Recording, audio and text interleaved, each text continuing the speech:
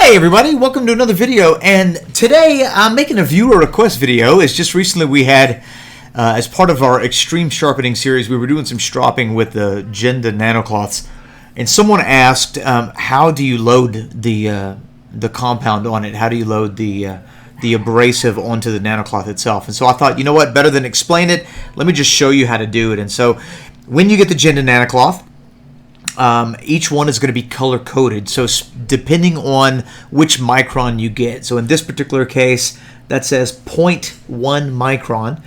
It's going to correspond to the yellow abrasive that says 0.1 micron. Notice it says 160,000 grit. So this is poly diamond.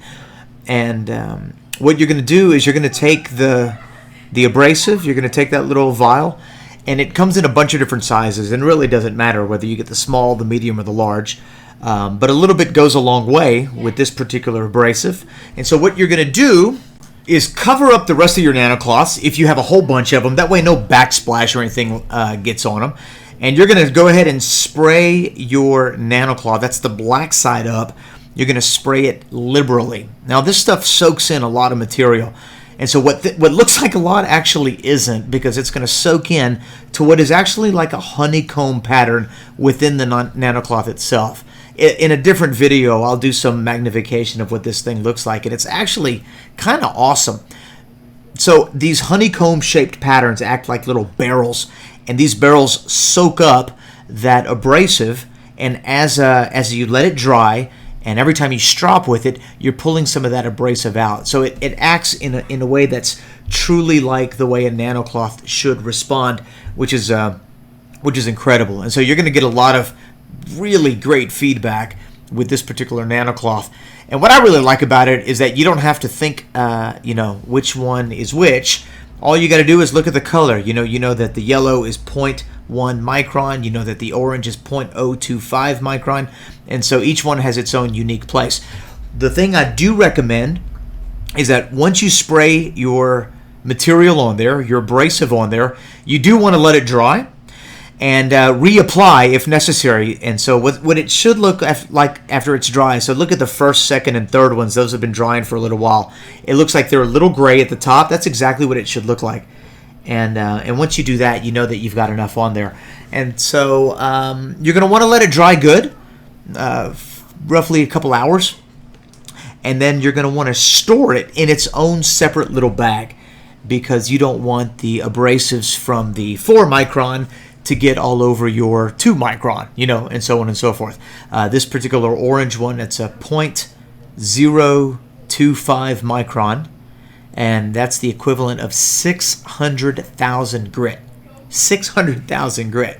And so this little thing is going to do a monster worth of refining to an edge. But look at that backsplash in the back. And so if I wouldn't have covered that up, that 600,000 grit would have kind of been sprayed all over the place, and you definitely don't want that. So you're just going to spread it on liberally. You could use your finger, you could use a butter knife, you could use a chopstick.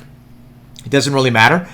Just whatever you use. If you have multiple nanocloths that you're gonna put the abrasive on, just make sure you clean it real well before you obviously apply the abrasive to the next nanocloth. If you're unfamiliar with Jende's Nanocloth, I'm going to put a link in the description below. That way you can go check it out on their website. But this stuff is actually incredible. I've had the chance to use both the microfiber nanocloth and this nanocloth, which are kind of the two competing nanocloths, and they're completely different. I mean, they're literally worlds different.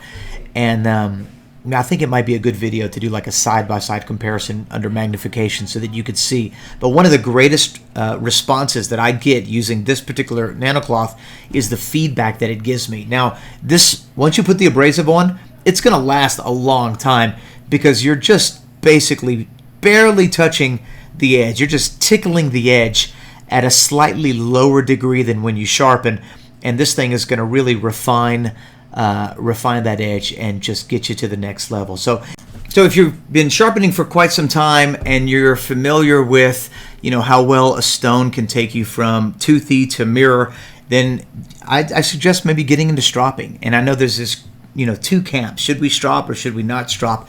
And from personal experience, I can tell you that stropping does make an extraordinary difference. And the advantage of strapping with a nanocloth is the nanocloth isn't going to affect the abrasive that you have on the pad itself. So if you try to put a 600,000 grit on a piece of leather, well, you're going to have problems because that leather is going to interfere. So anyway, guys, if you have any questions, let me know. This is basically how you apply the juice. So just a quick recap.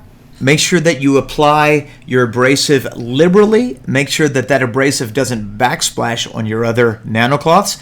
And you want to make sure that you let it dry. Once it dries a little bit, feel free to apply just a little bit more until you get a nice gray haze right on the very top. At that point, store it in its own little bag.